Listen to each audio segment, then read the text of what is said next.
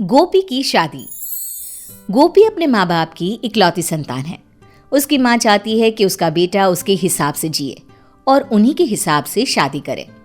इसीलिए उसकी माँ उसे पढ़ने बाहर भेजना नहीं चाहती। लेकिन गोपी किसी तरह बाहर जाने के लिए अपनी माँ को मना लेता है। कान खोल के सुन ले, पढ़ने भेज रही हूँ और कोई काम करने में मत लग जाना।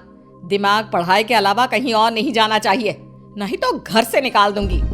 हाँ मम्मा, तू टेंशन क्यों ले रही है? क्या तुझे लगता है तेरा बेटा तुझसे छुपा कर कुछ कर सकता है? हाँ हाँ, बहुत शैतान हो गया है तू। गोपी बाहर पढ़ने चला जाता है। दिन बीतने लगते हैं, लेकिन गोपी को उसके साथ पढ़ने वाली एक लड़की शिखा से प्यार हो जाता है और वो बहुत हिम्मत करके उससे अपने प्यार का इजहार करता है। मैं तुमसे बहुत दिनों से कुछ कहने की कोशिश कर रहा हूँ, लेकिन तुमसे हेलो बोलने तक की हिम्मत नहीं जुटा पा रहा था। अरे बाबा, यू कैन से, इतना क्या सोचना। I love you. मैं जब से इस कॉलेज में आया हूँ तब से तुम मुझे बहुत अच्छी लगती हो। मुझे भी ये पता है कि मेरे घर वाले इस रिश्ते को मंजूरी कभी नहीं देंगे, फिर भी मैं तुम्हें अपने दिल की बात बताना चाहता हूँ ताकि मेरे मन को सुकून मिल जाए। कम से कम मैंने कोशिश तो की, तुम्हें पता चले कि कोई तुम्हें कितनी शिद्दत से चाहता है। बाकी जो तुम कहो मुझे सब मंजूर है। गोपी अपने दिल का पूरा हाल शिखा को बता देता है। We can be friends, but उससे ज्यादा हमारे बीच कुछ नहीं हो सकता। मुझे सब चलेगा, कम से कम दोस्त बनकर ही मैं तुम्हारी जिंदगी का एक हिस्सा तो रहूंगा। मुझे उसकी भी खुशी है। शिखा और गोपी अच्छे दोस्त बन जाते हैं। दिन पर दिन उनकी दोस्ती गहरी होने लगती है और गोपी को यह एहसास होने लगा कि वो शिखा के बिना नहीं रह सकता। उधर कॉलेज पूरा होने पर गोपी को एक अच्छी जॉब का ऑफर आता है और वो जॉब ज्वाइन कर लेता है। पता नहीं अब हम कब मिलेंगे, ये फेयरवेल मुझे लाइफ टाइम याद रहेगा। I will also miss you. दोनों अपने होम टाउन चले जाते हैं। गोपी को देखकर उसके घर वाले बहुत खुश होते हैं। 2-3 दिन बीतने के बाद कमला कहती है, अब तो तुझे नौकरी भी मिल गई है और तेरी उम्र भी शादी लायक हो गई है। रिश्ते भी आने लगे हैं तेरे लिए। लड़की की तस्वीर देख ले, तिलक भी अच्छा खासा मिलेगा। मुझे अभी शादी नहीं करनी माँ, पहले 1-2 साल नौकरी कर लूँ, थोड़ी सैलरी और बढ़ जाए, तब जाके कुछ सोचूंगा शादी का। ठीक है, लेकिन याद रखना शादी मेरी मर्जी की लड़की से ही होगी। गोपी ये सुनकर थोड़ा डिस्टर्ब हो जाता है। उसे शिखा की याद आने लगती है। वो मार्केट निकल जाता है। मार्केट में उसकी नज़र शिखा पर पड़ती है और उसकी खुशी का ठिकाना नहीं रहता। उसी वक्त वो शिखा को कॉल करता है। अरे तुम मेरे शहर में क्या कर रही हो? तुम्हारा शहर? ये तो मेरा होम टाउन है। सच? हम दोनों एक ही जगह से हैं और ये बात मुझे अब तक पता नहीं थी। मैं तुमसे मिलना चाहता हूँ। अच्छा जी, तुम कहते हो तो मिल लेती हूँ। गोपी शिखा से मिलकर अपने घर वालों के बारे में सब कुछ बताता है। अच्छा हुआ, तुम्हारे साथ तो ऐसा ही होना चाहिए। कोई गांव की गवार को तुम्हारे पल्ले बांध देंगे ये लोग। मैं पागल थोड़ी ना हूँ जो किसी से भी शादी कर लूंगा।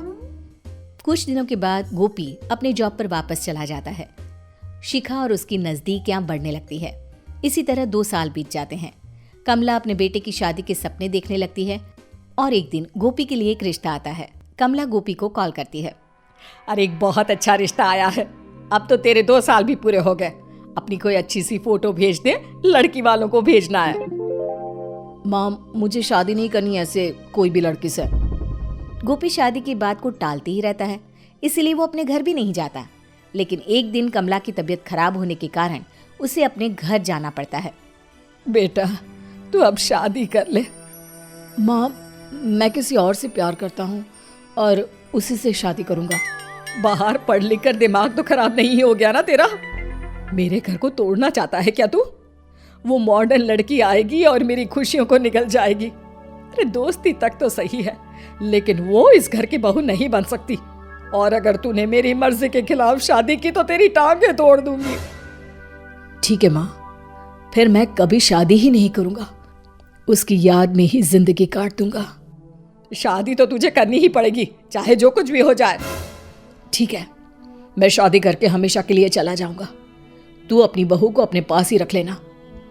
गोपी वहां से चला जाता है और उसके दिमाग में ये चलने लगता है कि ऐसा क्या करे कि उसकी शादी ही ना हो। गोपी शिखा को कॉल करता है। शिखा, मैं अब तुम्हारे बिना नहीं रह सकता हूँ। तुमसे किसी भी कीमत पर शादी करना चाहता हूँ। मैं भी तुमसे प्यार करने लगी हूँ, wanna be yours forever। लेकिन तुम्हारे घर वाले तुम्हारे लिए लड़की देख रहे हैं, उसका क्या? तुम चिंता मत करो, मैं सब संभाल लूंगा, बस तुम मुझे संभालो। गोपी लड़की देखने के लिए हाँ कर देता है। अब रोज एक ना एक लड़की को कमला देखने जाती, लेकिन गोपी सब में कोई ना कोई ऐब निकालकर मना कर देता। तुम्हें तो कोई लड़की पसंद ही नहीं आती है। किसी की नाक खराब, किसी के दांत, कोई काली है तो कोई नाटी। इस तरह करोगे तो शादी कैसे होगी? मम्मा, शादी तो एक ही बार होती है, तो लड़की अच्छी होनी चाहिए ना देखने में। यह लड़का तो हमारी जान खा के रहेगा। विमल और कमला गोपी के लिए लड़की देखते ही रहते हैं और गोपी 32 साल का हो जाता है। आस पड़ोस की औरतें आपस में बातें बनाने लगती है और हर कोई कमला से गोपी की शादी के बारे में पूछता रहता। एक रोज उसकी पड़ोसन कमला से कहती है, अब कब करोगे गोपी की शादी? लड़की की उम्र हो चली है, जैसी भी लड़की मिलती है कर दो, नहीं तो बेटा बैठा रह जाएगा तुम्हारा। पूरे मोहल्ले में लोग बातें बनाते हैं कि गोपी में कुछ तो कमी है और इसीलिए उसकी शादी नहीं हो सकती कभी। अरे नहीं, मेरे गोपी में कोई कमी नहीं है, बहुत जल्दी इसकी शादी करा दूंगी मैं।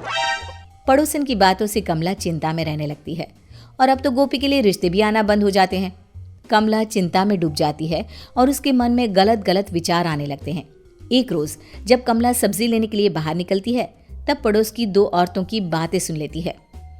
पता है, उस कमला के लड़के में कुछ ना कुछ कमी तो है, तभी तो कोई लड़की उनके यहाँ आ नहीं रही। अरे सुना है कोई दहेज का चक्कर है, इन्हें मुंह मांगी रकम जो नहीं मिल रही। हाँ, अभी कुछ तो मिल जाएगा, कुछ दिनों में तो गोपी बूढ़ा हो जाएगा, फिर इनके हाथों में आएगा बाबा जी का ठुल्लू। ये सब सुनकर कमला आग बबूला हो जाती है और कहती है, मेरे गोपी की चिंता करने की कोई जरूरत नहीं है, वो अभी जवान है। इतनी सुंदर बहू लाऊंगी कि तुम लोगों की आंखें फटी रह जाएगी। कमला गोपी के पास जाकर उससे कहती है, बेटा तू शादी कर ले, चाहे उसी लड़की से ही कर। इन औरतों को भी पता चले कि मेरे बेटे में कोई ऐब नहीं है और हमें दहेज का भी लालच नहीं है। गोपी तुरंत शिखा से कोर्ट मैरिज कर उसे अपने घर ले आता है और मोहल्ले की औरतों के मुंह बंद हो जाते हैं।